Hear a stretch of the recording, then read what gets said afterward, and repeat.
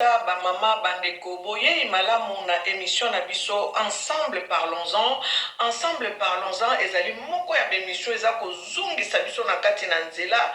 Ensemble parlons-en eza moko ya bémission ezopesa biso boyebi oyo ezali bongo présenté na ndeko na bino Angèle Miezi.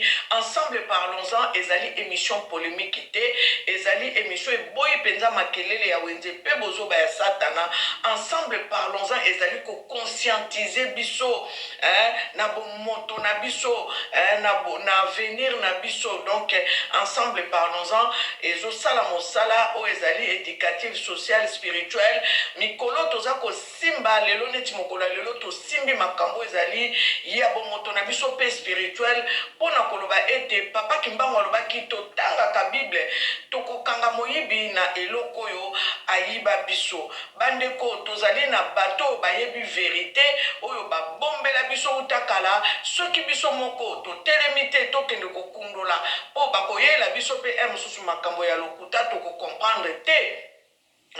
Ndenge tozomona na kati ya ba réseaux sociaux nazoloba mikolo nyonso na bi en tout cas nzambe merci po etayebaki kosunga biso na nzela ya ba réseaux sociaux. Makambo mosusu tozali koyekola ngo na kati ya réseaux sociaux toyekola ngo na kelasi te.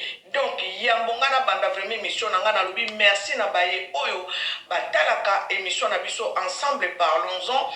Merci na baye o bazali abonné. Si tu n'es pas encore abonné, abonne-toi. Ce n'est pas une chaîne polémique, c'est une chaîne qui nous amène dans la connaissance.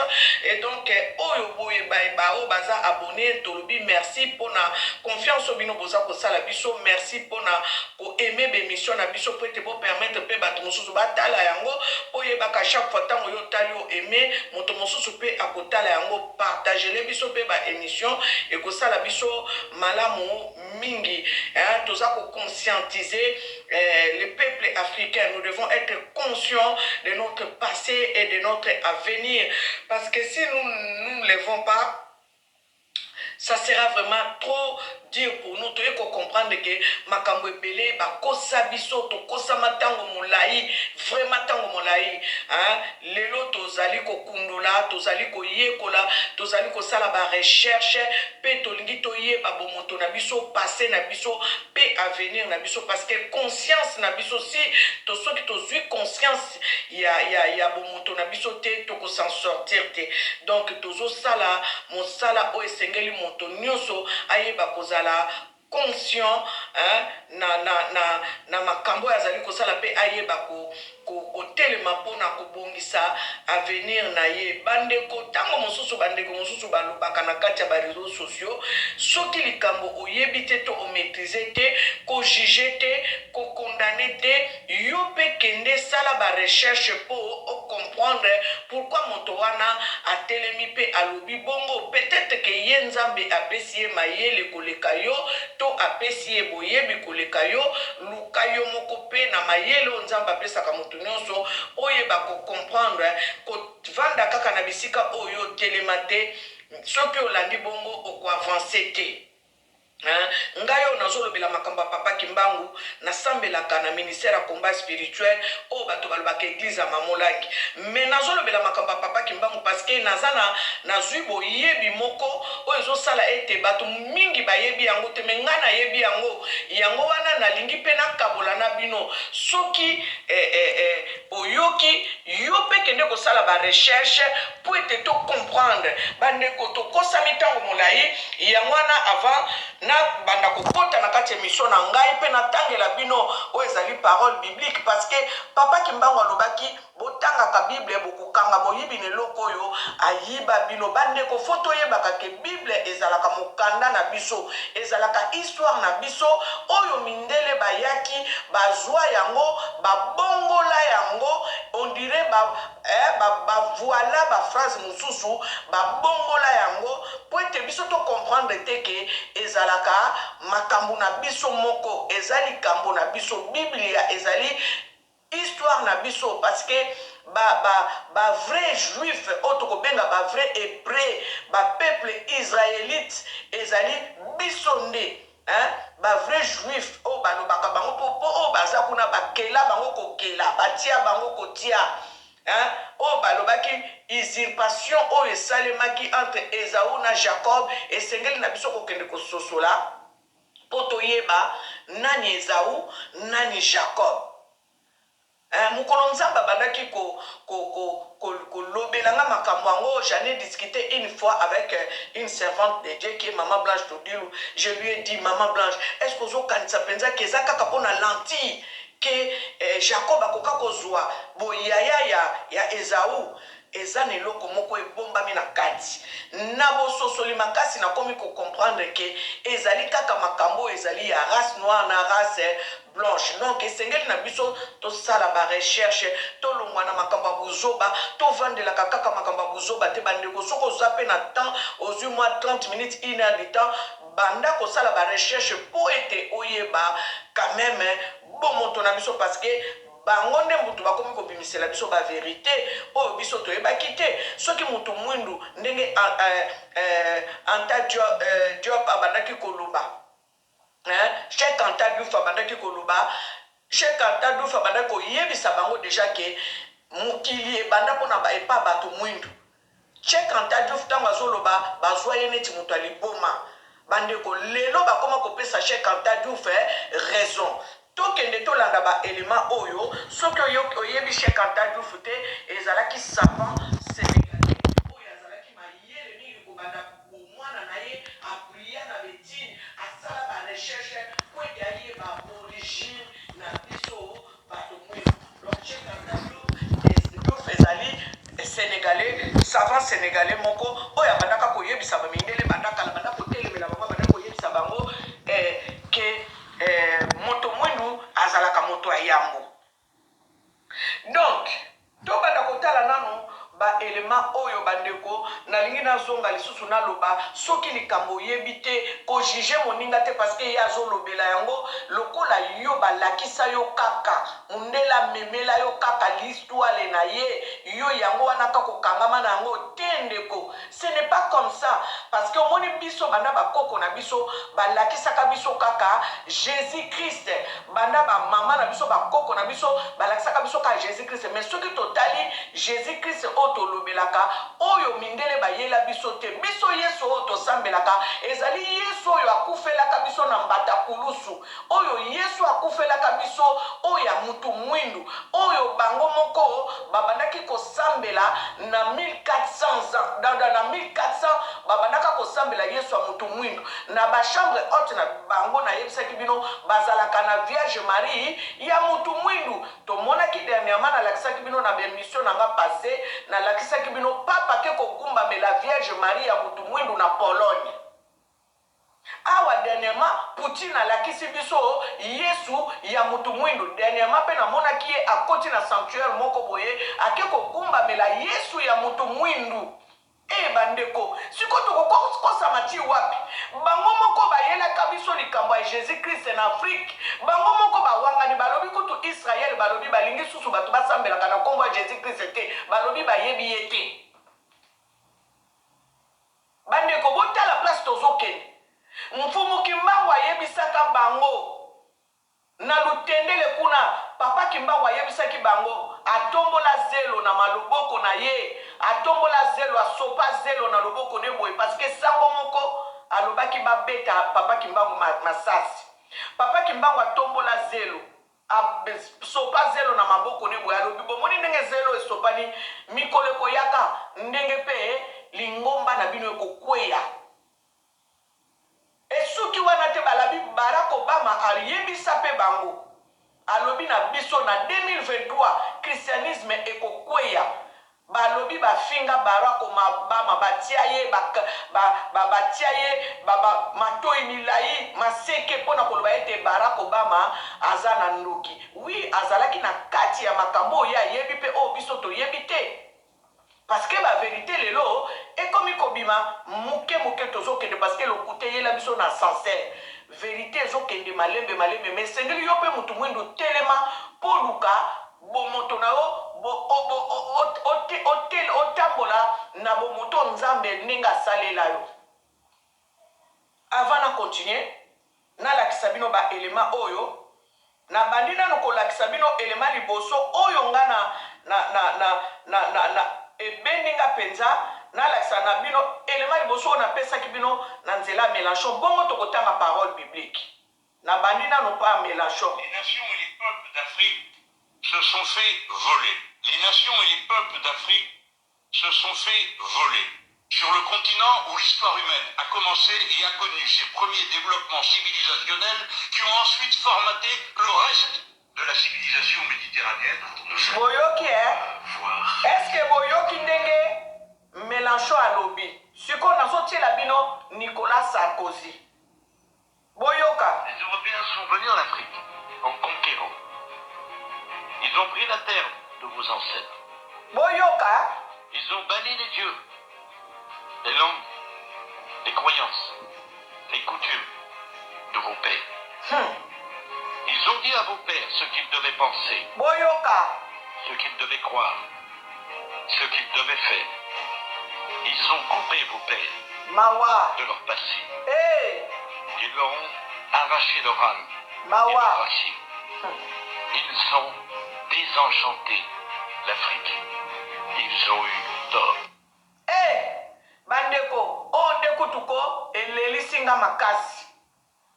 Sikoyo tokende pona silisa nyonso mbala moko bongo na kozongisela bino lisusu ya Sarkozy po bo comprendre. Boyoka suko elema oyo. Bah oui, moi je le sais en revanche. Ça veut dire que...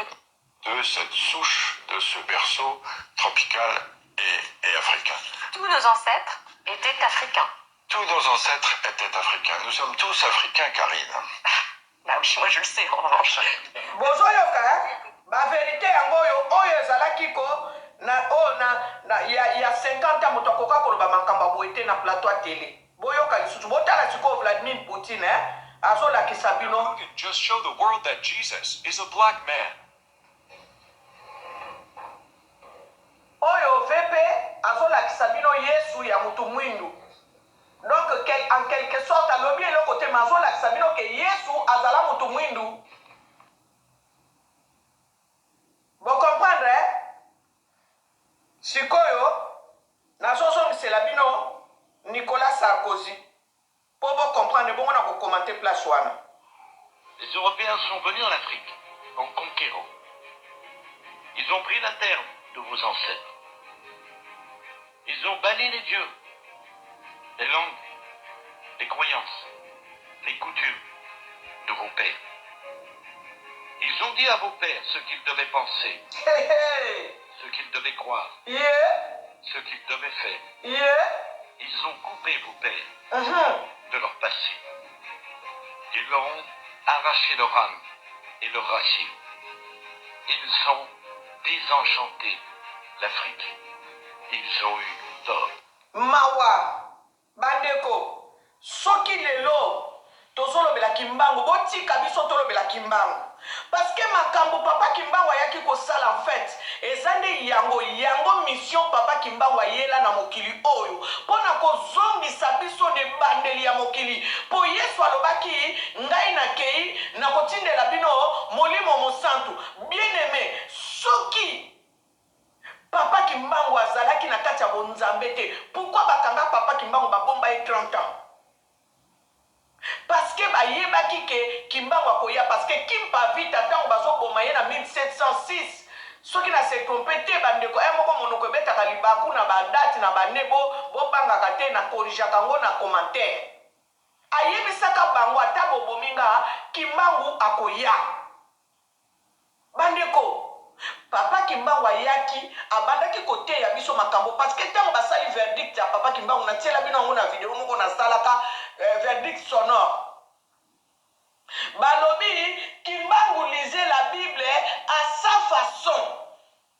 Kimbangu lisait la Bible à sa façon. Pourquoi? Parce que papa kimbangu yangwana moni papa kimbangu alobaki na biso botanga ka Bible boko kanga moyibi ne lokoyo ayiba bino parce que papa kimbangu voulait corriger oyo bango bayelaki biso oyo ezali bosolo te boyoki siko Sarkozy ndenge alobi Sarkozy alobi bayaki mindele bayaki epa na biso balongoli biso bomoto na biso mindele bayaki epa na biso badetache biso na nzambe na biso mindele bayaki epa na biso baoblige biso to croire oyo bango balingaki to croire nde yango nazongi na likambo ya Jésus Christ belelaka Yesu Masiya belelaka Nzakomba belelaka nzambe ya mpungu tulendo belelaka Mungu wa mapendo belelaka nzambe na munoko wa mboka na yo nde nzambe ya solo ye wana mokeli ya likolo na se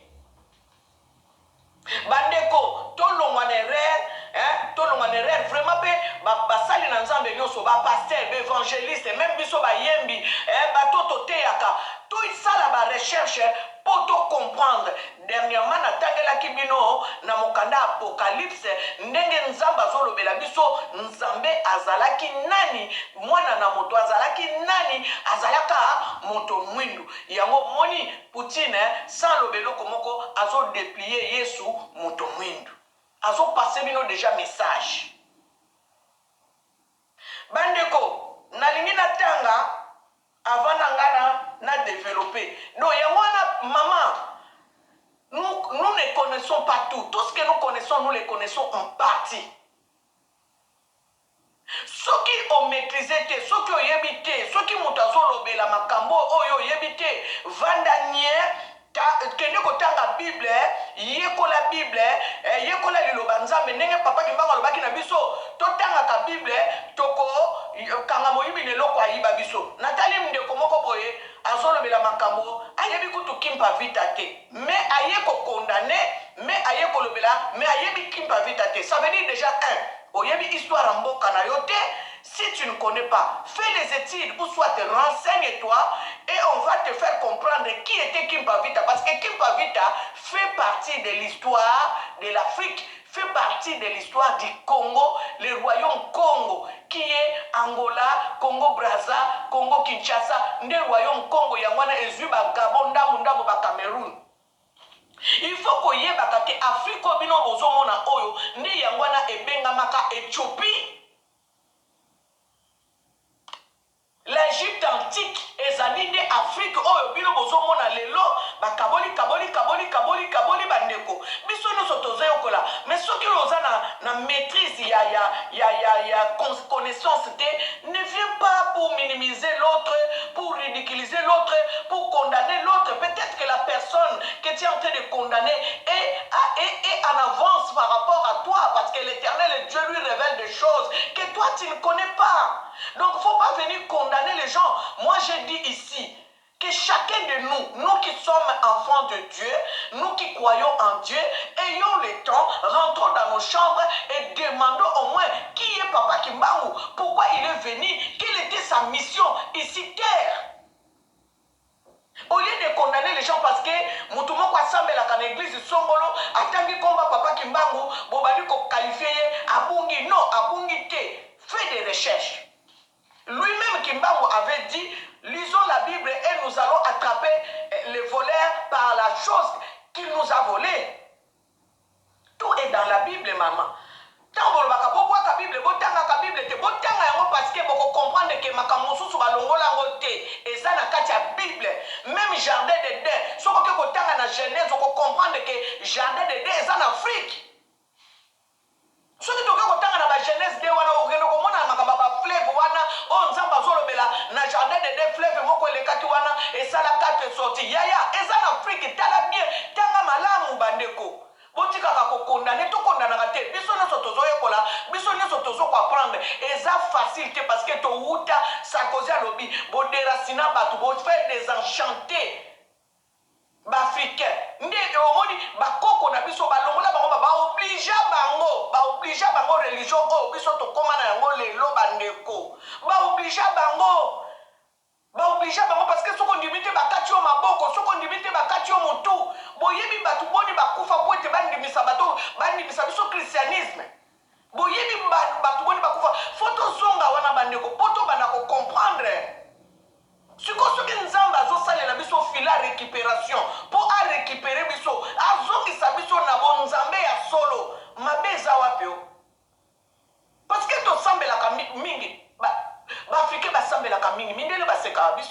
Mais kaka biso b'Africain moto toza pauvre. Parce qu'il y a quelque chose qui ne va pas. Tout le monde est là quand Nzambe oh yazali sous couvert. Excusez-moi de le dire, je le dis et j'estime. Bonde la kanzambe na munoko mboka. Momoni bango moko lelo bakoma wanga na ye. Vous avez vu l'oiseau là mundeke corbeau ake alongoli drapeau ya Israël na bendele nango akitisi yango. De quelle puissance, sous quelle onction corbeau wana kende ko toucher le comme soute azwa drapeau à Israël akitisa yango na eza na ba YouTube eza na ba TikTok eza na ba Facebook. Bandeko bolonga na buzoba koto longa na buzoba bandeko to longa na buzoba to tangaka. Je vais vous lire la parole de Dieu et pour venir appuyer ce que je suis en train de vous dire. Ba juif alelo eza ba juif fondé donc ba récupérer bango ba ko tia bango wana. Ba vrai juif ezalaka biso batu mwindu, ba vrai hébreu ezalaka biso batu mwindu. Je vais lire la parole de Dieu. Je vais lire la parole de Dieu. Dieu m'aime les mirettes. Nazo appuyer makambo Nicolas Sarkozy a utikoloba wa. Nicolas Sarkozy a lobi baya epa na biso balongola biso balakisa biso balangue na bango bapesa biso bakombo na bango balongola biso mayele na biso balongola biso na kati ya bonzambe na biso ngate munalobi Nicolas Sarkozy et je vais lire la Bible. Nazotanga na mokanda Daniel tozo sala musala papa kimbango alobaki totanga ka Bible tokokanga moyibi ne lokoyo ayiba biso totanga makamba Daniel. Le roi donna l'ordre à Ashpenaz, chef de ses eunuques, d'amener quelques-uns des enfants d'Israël, des races royales ou de familles nobles, des jeunes garçons sans défaut corporel, beaux de figure, doués de sagesse, d'intelligence et d'instruction, capables de servir dans le palais du roi et à qui l'on enseignerait les lettres et la langue des Chaldéens. Vous comprendre, hein? Ba oyo ba yeb ko zwa oyo ba izwa ki bango ba kende boumbu bazala ki ba hébreu. Eza ba tata na biso ba koko na biso o ba zwa ka bango na boumbu o ba kende ki ko pesa mayele na biso o tozalaka nango. Ba ke ko lakisa bango ba lakisi bango sagesse na biso ba pesi bango mayele na biso ba faire comprendre biso ndenge biso to salelaka. Bino bomona l'église catholique balobaka au nom du Père, du Fils et du Saint-Esprit. Pourquoi basenga ka basambe la bongo? Biso to longolango, to tikalana au nom de Jésus-Christ. Jésus-Christ o bango moko bayebi soki azanani. To lobaka au moins au nom du Père, du Fils et du Saint-Esprit. Et ça m'a bêté. Dieu quand il a créé l'humain, il a dit créons, quand on dit créons l'homme à notre image et à notre ressemblance. Quand on dit déjà créons, ça veut dire qu'il y avait des gens. Parce que si Dieu seul était seul, il allait dire, j'ai créé l'homme à mon image et à ma ressemblance. Oui ou non? Oui. Mais là, on nous dit créons. Ça veut dire que bah, y a une vérité. Nzambe asalaki mutu, Nzambe tata zalaki, Nzambe mwana zalaki, Nzambe molimo mosantu azalaki. Bozo comprendre, hein? Moto na moto asalaki musala na ye. Nzambe tata akeli, Nzambe mwana akeli, Nzambe molimo mosantu akeli, moto na moto azalaki na rôle na ye ko jouer na kati ya korime. Ndi ya wana tozo zonga lisusu koloba boye moto mwindu fongwa mama ye. Bondelaka au nom du Père, du Fils et du Saint-Esprit. Mais les groupes de réveil nous ont ramené ces genres de prières au nom de Jésus-Christ et Sukiwana. Tozonga au moins, na komba tata mwana nzambe molimo mosantu. Wana tozo bele la penza yeme imokeli. Parce qu'elle a 3 dimensions. Vous comprenez? Toza la côté do batela kabiso ba seka kabiso ba chola kabiso moni ba chinois ba timbela babele la kabuda na bango o nzambe mokeli atindela ka bango kuna comme sauveur babele la ka na hindu babele la ka nzambe na bango o nzamba tindela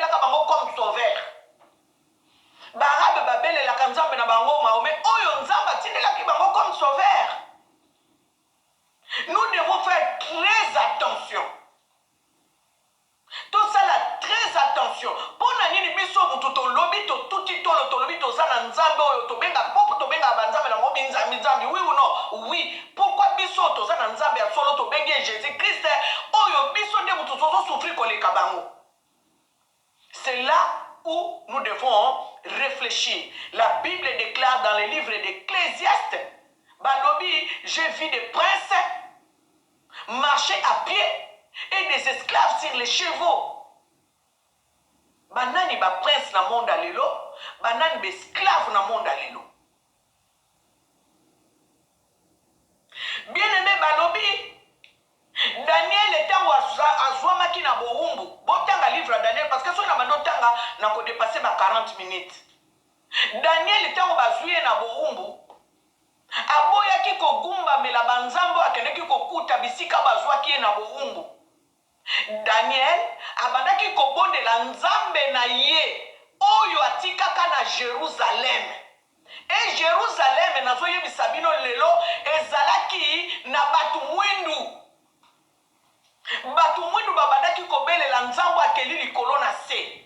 Nzambi ya mpungu tulendo. Nzakomba. Mpanda jila. Lokombe kombelelo la senji. Nde na Jérusalem kuna babandaki kobelela nzambe ya solo. Soki botie tembe botanga Bible malamu parce que tango babengi ye akende kolimbola ndoto. Tango alimboli ndoto. Babengi badie wana oya bango na badie minuscule. C'est clair, mundele mutakomi Bible eza mutu mwindu te. Babengi nzambe ya Daniel avec un D majuscule. Ça veut dire un grand Dieu. Tango Daniel a longi bitumba na fournaise ardente. Roi lobinini. Tango Daniel a longi bitumba na libula bankosi parce que bakoti sa ibotanga Daniel bien boko comprendre que Daniel aleka na bepreuve wana 2 fois na fournaise ardente na libula bankosi. Roi lobanini alobi abako banda lelo. Toko banda ko gumba me toko pesa nzambe ya Daniel respect parce que moto aleki nzambe ya Daniel na makasi azate bandeko nzambe ya Daniel oyo abandaki kobelela na Jérusalem nzambe na ye ya Jérusalem sikona kolakisa bino ke Jérusalem ezalaki na bato mwindu nazotangela bino cantique de cantique. Nazotanga cantique des cantiques. Totanga Daniel bien beaucoup comprendre. Pourquoi Nzambe Daniel abandaki koboya kogumba mela banzambe na bango? Parce que Daniel alobaki ngana za Nzambe ya solo. Nzambo ya revelaka makambo yo ebombana. Et puis makambo nyoso Daniel akedeki koyebisa roi ezalaki ya solo. Makambo nzambe ya Daniel alobaki nde nzamba Daniel nde nzamba solo parce que nzamba Daniel nde ayebaka ko révéler makambo. Oh Seigneur. Oh Yesu Masia. Yesu Masia. Nazotangela bino cantique de cantique. Nakati mokanda cantique de cantique natangi cantique de cantique 1 na bandi na verset 5. Je suis noire, mais je suis belle, fille de Jérusalem. Je suis noire et je suis belle, fille de Jérusalem. Sikoboye bisanga na Jérusalem wana o bango ba bonza, o bango ba panza, oyo ba bebisa. Jérusalem wana ezalaki na banani mindele po balobi yango awa. Je suis noire et belle, fille de Jérusalem. Bandeko, tout ça la très attention hein. Ceux qui t'ont évité, tout ka ko condamner batu bolim sangana milamo amai. Ceux qui t'ont évité, tout ka ko condamner batu bazanza bazo révéler bango nzamba zo mema bango na ba dimension mosusu ya ko bimisa biso na aveuglement ya ko longola biso na molili. Un peuple qui marchait dans les ténèbres voit une grande lumière. Vous connaîtrez la vérité et la vérité vous affranchira. Nous sommes bloqués comme Sarkozy a dit. Ba chanja biso ba kombo. Daniel était wayaki na mboka babi. Ba chanja ye kombo.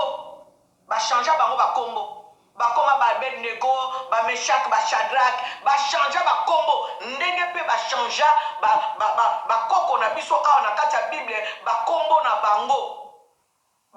bango ya solo ezali mais bachange yango parce que nyonso wana kaka mpona koaveugle biso po ete tocomprendre te ke bible ezalaka likambo na biso ezalaka histoire na biso bandeko tofongwama misu te tolamuka te papa Kimbangu alobaki tokozwa indépendance spirituelle tokozwa indépendance politique tokozwa indépendance scientifique mais indépendance oyo ezosengela mpenza ke Congo elamuka Afrique elamuka eza indépendance spirituelle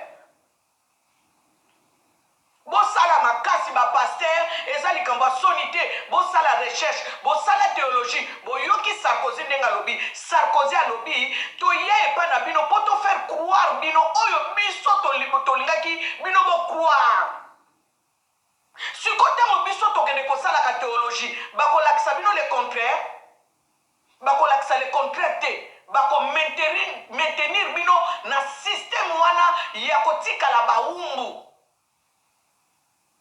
yango esengeli une révélation. Vous savez, quand je parle de Maman Langi, je ne parle pas pour rien. Maman Langi a eu une mission.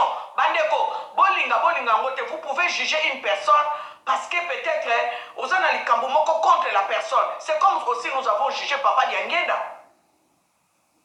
Maman Langi a eu une mission de nous détacher, de nous délier, de nous sortir de cet emprisonnement spirituel. ebandi nano na makambo na biso nano physique parce que bakoko na biso bakende kosala baalliance na bato oyo bayelaka biso asoloka bakota bamagie bakota occultisme nde yango wana omoni na kati ya mabota mosusu okokende kokuta papa teka bana deja na magie na occultisme na franc-maçonnerie nde omona mabala eza te bana babongaka te pourquoi parce que bateka deja nde mission Maman Langi azwaki mpo ya koteya biso combat spirituel nayokaka mama mosusu ntango nasali bemission nalobeli papa Kimbangu na se ntango nalobeli Maman Langi mais Maman Langi te Maman Langi azalaki ya nzambe te qui vous dit que Maman Langi azalaki ya nzambe te qui vous dit que Maman Langi azalaki ya nzambe te Maman Langi azalaki ya nzambe parce que azwa mission ya koya kofongola biso kutu nanu miso na bamakambo mosusu tomana koyeba te ya bondoki lelo baeglise nyonso ekoma kote ya combat spirituel mpona nini na kati ya libota toyebi ke mfumu Kimbangu ayaki mokende kokuta mpe na bamamabota mosusu bakimbangise bato babalaka te bato babotaka te bato baza bapauvre bato bakangama na motu mosusu mokanda azwaka te banda ya poto pourkui yo ozwaka mokanda te bando ya poto pourtant nzambe alobi bisika nyonso yo otya matambe na yo epesameli yo moto nyonso oyo asaleli nzambe na kati ya mboka na biso ya Afrique oyo azwa etinda ya nzambe na Afrique aza na problème po andimama bososola bien comprendre bien faut pas juger faut pas condamner. Aujourd'hui moi je connais qui est Papa Diangenda parce que je fais des recherches, j'ai essayé de comprendre et je sais que c'est comme ça. Moi-même je l'ai vu dans une révélation. Maintenant, je vais dire le contraire de ce que je... On a bandaki koyeba, on a bandaki kokansa liboso bien na yoka ki liboso na kokende kolobeza bongo. Non, parce que je suis révélé. Nzambe nini akovandi bo nzamba kende kotindo kende kobondela na église interne, kende kobondela na ministère à combat spirituel. Attention, tout ce que nous connaissons, nous les connaissons en partie.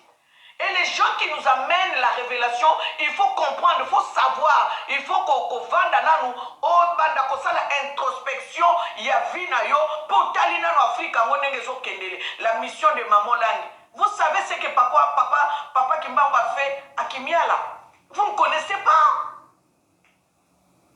Nous sommes coincés en fait, nous sommes toujours là-bas, tous positionnés dans la position moko ya koluka kama kamba buzoba, kotala kama kamba buzoba nde yango nde sepelisa biso. Bokomona place Afrika azali, place okomona ba vie ya mission, place bazolo bela buzoba, nde africain a s'intéresser kanango, c'est malheureux. Lobi na tala ki mission moko ya Noli Tambo. Namoni garçon moko ya moi jeune boy. Azoloba, moi je ne perds pas mon temps en regardant des choses de futilité. Même si je mange, je rentre de mon travail, je viens, je prends soin de ma maison, je fais ci, je fais ça. Je n'ai même pas le temps à donner, à m'asseoir pendant 1 heure du temps en regardant les futilités. Bravo mon frère. C'est comme ça qu'il faut être. Parce que ma kanisinaye ezali, azotala ndenge Congo, il faut développer, ndenge Afrique, il faut développer. Qui tombe de futilité, chers Africains? On peut se divertir, on n'en est pas contre. On peut regarder nos théâtres, on peut se divertir. Mais il ne faut pas qu'ils aient la mateti. Na ceux qui n'ont ni théâtre, na théâtre, novelas, na novelas, ba film, na film. Attention, ch'toluka. Parce que bano biso to botia, bango ba on a ko match Afrique. Bango ne mutu ba bana ko créer ba carburant, bande mo ba ko kende ko créer ba voiture électrique. Bango de bana na biso neti mwana nga na talaki e ba nolitango. Bangonde wana, bana na biso lelo. Et je vous encourage les jeunes. Vous devrez avoir cette ambition-là. Donc ça veut dire que voyez loin. Ce n'est pas pour rien qu'ils ne veulent pas que l'Afrique se développe. Ils ont peur. Et nous comptons sur vous, nos enfants à nous. Kimbangu avait dit, vos enfants qui viendront d'ailleurs, c'est eux qui viendront construire le pays. Les Américains, déjà, les Noirs américains, comme ils sont, parce que balingi batonga Afrique. Et qu'est-ce que tu dis à tes enfants? Toi-même, qu'est-ce que tu dis pour ton Afrique?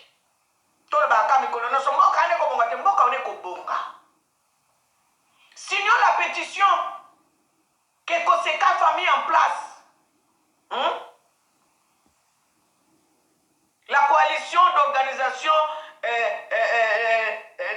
pour l'émergence du pays, COSECAF, où Nazar peut faire partie, COSEC, Boya s'adhérer et puis tout signer pétition pour que Congo ait son royaume. Pour tout la sukoyo, ndengini ni mokili yango ezokende. Tout longa na makamba république. Tout zonga na royaume. Bato mosusu bazokende kozumelaka pembeni ba hommes politiques. Qui vous dit que c'est seulement les hommes politiques qui vont faire que l'Afrique aille de l'avant? Société civile, moi je lis les indépendances africaines. Papa Kimba ou papa recommandait aux gens de créer des sociétés civiles pour défendre leurs terres. Adhérons dans des sociétés civiles, vous allez voir que les choses changeront parce que la société civile, c'est le peuple, ce n'est pas des hommes politiques.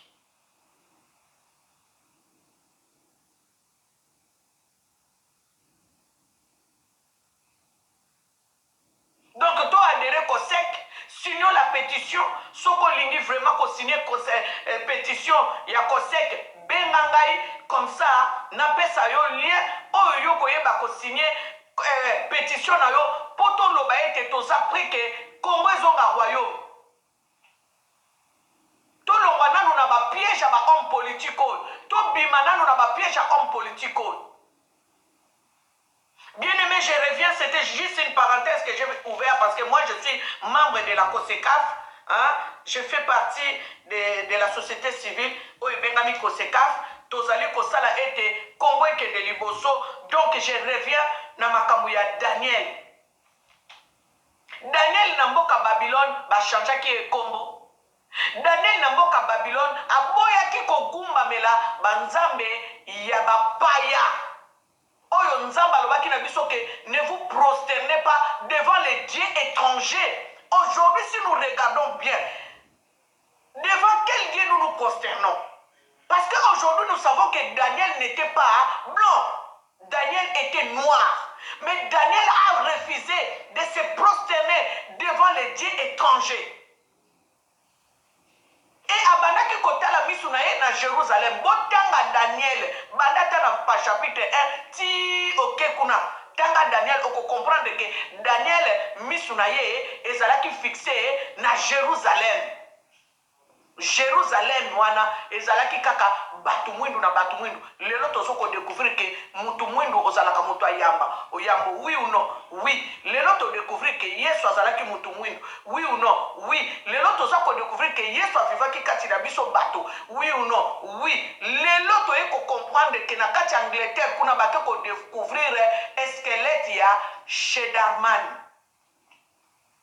Squelette ya papa moko boye babenge Shederman parce que squelette yango ba retrouver yango na ville moko babenge Cheddar bisika basalaka soki ba fromage na bango bakendeki ko ba archéologue bakendeki ko découvrir squelette wana ezali ko dater il y a plus de 10 000 ans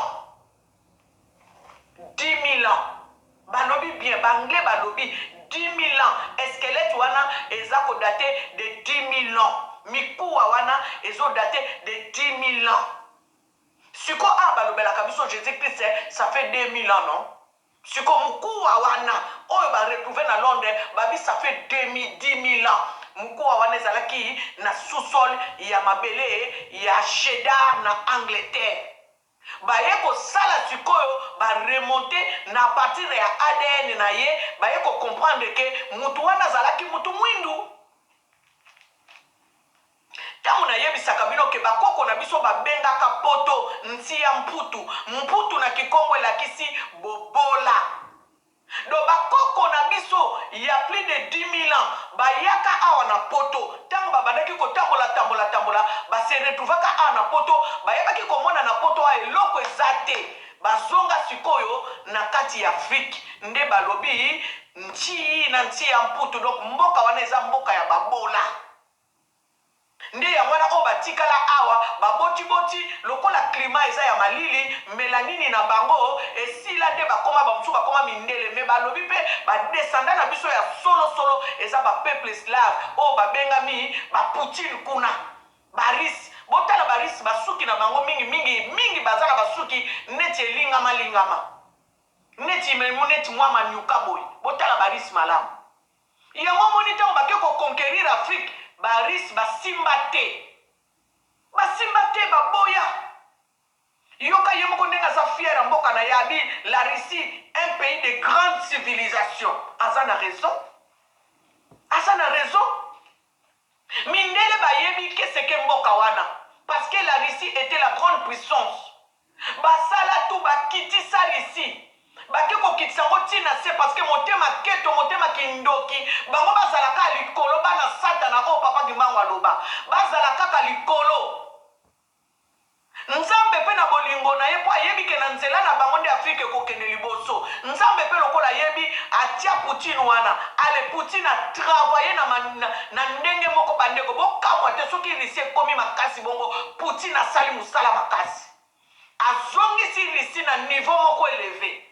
Ndi wana yango moni bapusanela ye na bana satana oyo pembeni na bango bazobunda na bango nde balingaki bapusanela ye balingi babando menace ye ayebisi peti wana lobi peti bato oyo lingo pusale na nga pembeni lokola mboka na biso za frontière na lingi te soki omeki nga na kobando beta yo nde yango wana bandi kobeta oyo leki na bango mwana bitinda na bango aza pembeni bana satana bango nyonso miyibi bango nde baizirpa baidentité na biso.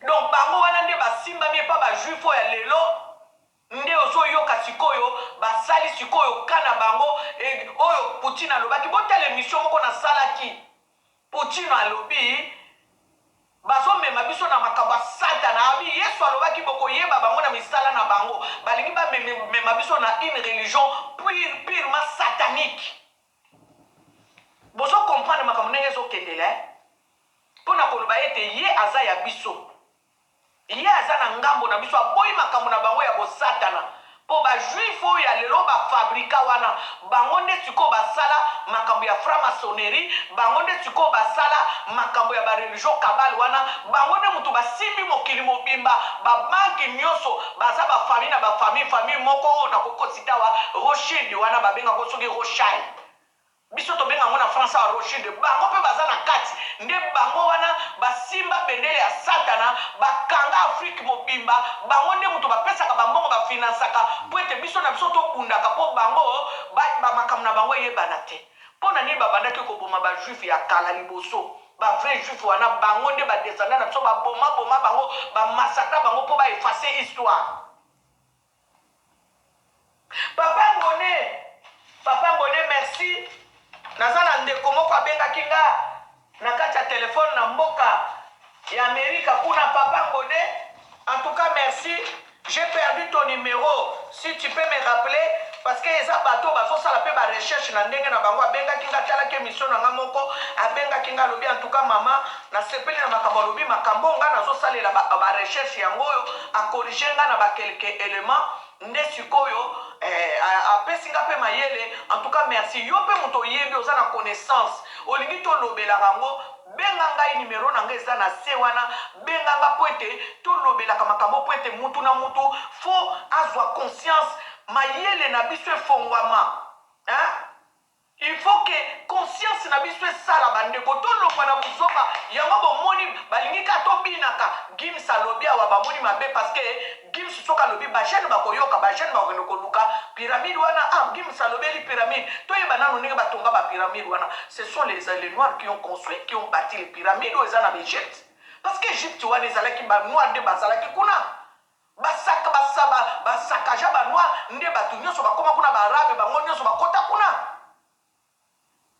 Bandeko ndenge mpe balinga basala na Afrique du Sud.